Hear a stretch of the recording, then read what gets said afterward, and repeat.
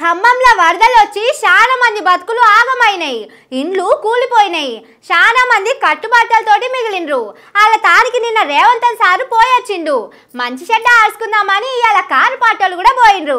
కానీ ఏమైందో చూడుండ్రి. అవ్వ పెట్టది అడుక్కుని దిననీయదన్నట్టే ఉన్నది కాంగ్రెస్ సర్కారోళ్ళ కదా. వరదల తిప్పల పడుతున్నా సర్కారోళ్ళు మమ్మల్ని పట్టించుకోలేదని ఖమ్మమోళ్ళు చెప్తున్నారు. రేవంత్ సార్ వచ్చినా చేతులు ఊపుకుంటా పోయిండు గాని మాతోని మాట్లాడలేదు, తిప్పలు అరుసుకోలేదని అంటున్నారు. తిండికి నీళ్ళకు కూడా తిప్పలైతున్నదని ఏడుస్తున్నారు.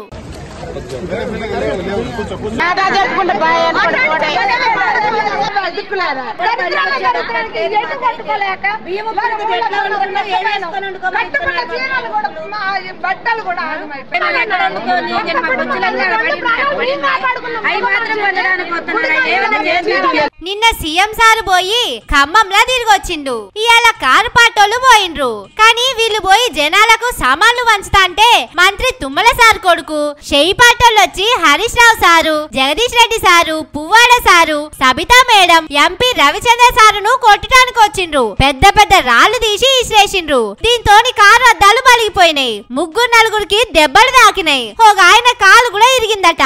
కాంగ్రెస్ వాళ్ళు కొట్టడానికి వస్తే పోలీసు వాళ్ళు కూడా ఆపలేదట.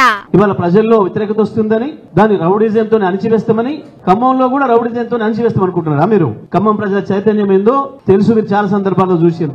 బంద్ చేయండి, ఇటువంటి చిల్లర వేషాలు బంద్ చేయండి.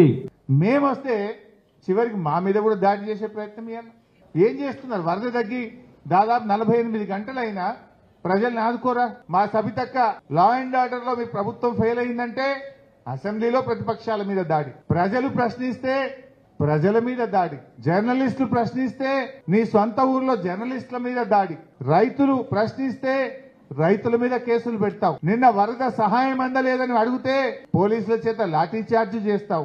కానీ ఒక్క ముచ్చట సమజైతలేదుల్లా.